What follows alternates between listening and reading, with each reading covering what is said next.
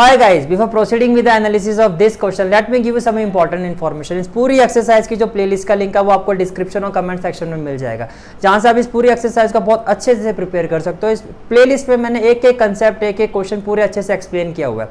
While preparing the exercise अगर आपको कहीं भी कोई डाउट आता है किसी भी क्वेश्चन में, किसी भी पॉइंट पर, तो आप अपना जो डाउट है कमेंट सेक्शन में शेयर कर देना।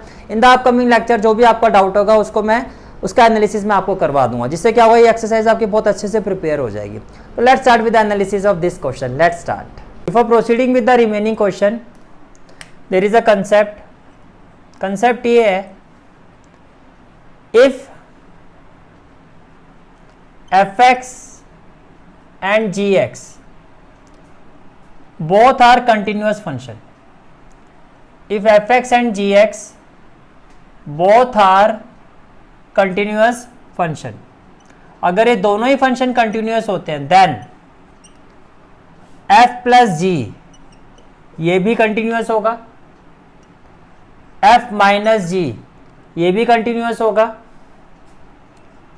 f इंटू जी ये भी कंटिन्यूअस होगा,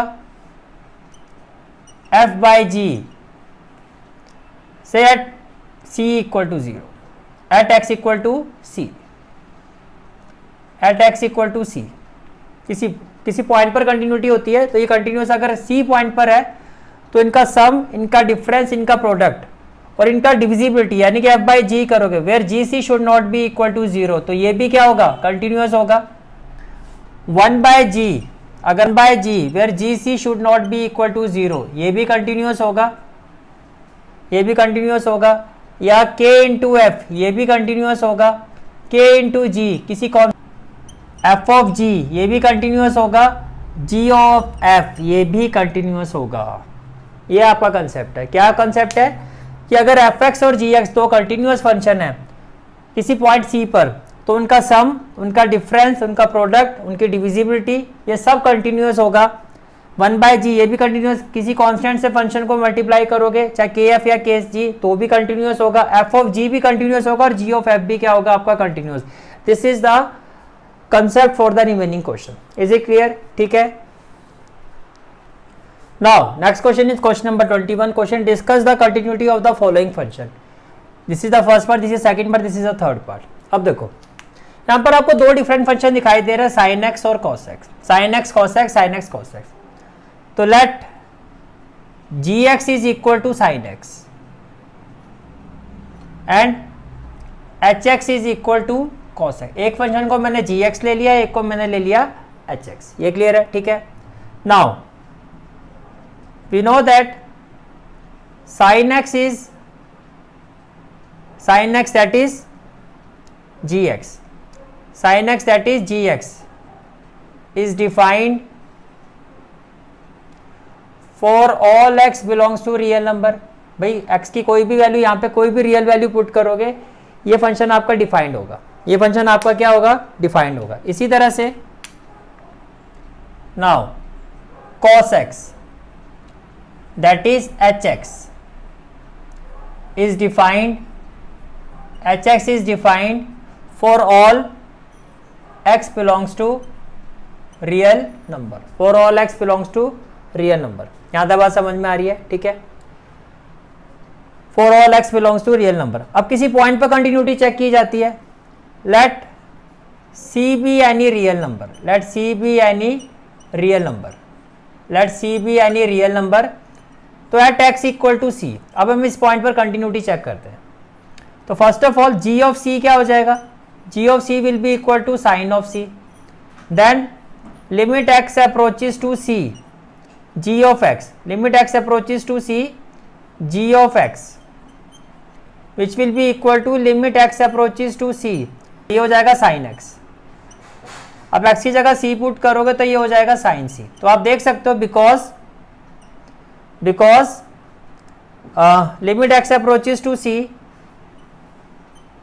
limit x approaches to c sin x, limit x approaches to c sin x is equal to, limit x approaches to c sin x is equal to what, g of c is equal to g of c, therefore it is continuous, therefore it is continuous for all x, for all c belongs to real number। ये clear हो गया, ठीक है। अब same process आपका यहां भी रहेगा। यहां पे क्या कहोगे, फॉर ऑल डिफाइंड, तो अगेन यहां पर क्या लिखोगे, let c be any real number, let c be any, let c be any real number, c be any real number at x equal to c, at x equal to c. So first of all we will find the value of h of c, that is cos c. Then limit what, limit x approaches to c, h of x, it will be equal to limit x approaches to c, h of x की value क्या है, cos x, cos x, तो x की जगह c put कर दोगे तो ये भी क्या आ जाएगा, cos c. Then because limit x approaches to c, h of x is equal to h of c, therefore it is continuous, therefore it is continuous at x equal to, therefore it is continuous for all c, for all c belongs to real number. तो आपने ये prove कर दिया कि ये जो दोनों function है gx और cos x, ये दोनों फंक्शन क्या है, कंटिन्यूअस है। तो बाय कंसेप्ट, अभी जो हमने कंसेप्ट किया था उसमें हमने क्या देखा था कि अगर दो फंक्शन कंटिन्यूअस होते हैं तो उनका फन सम, उनका डिफरेंस और उनका प्रोडक्ट भी क्या होगा, कंटिन्यूअस होगा। तो आप किस तरह से आगे लिखोगे, because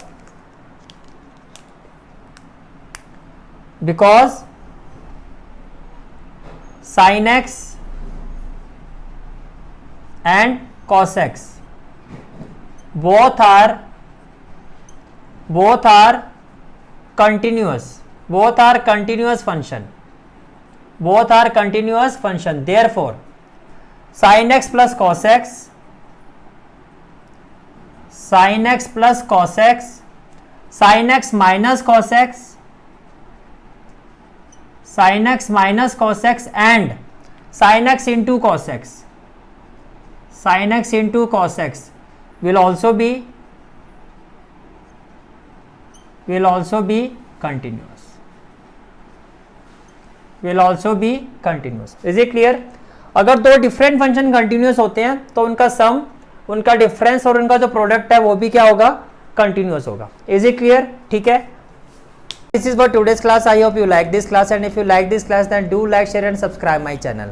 And don't forget to press the bell icon. Bell icon press करने से क्या होगा, जो भी मैं लेक्चर अपलोड करूंगा you will get the notification of that lecture. Thanks for watching this video. जहाँ तक आपके मैथ्स कोर्स की बात है, कंप्लीट मैथमेटिक्स कोर्स की जो प्लेलिस्ट का लिंक है वो आपको डिस्क्रिप्शन सेक्शन में मिल जाएगा। So bye, take care and have a great day.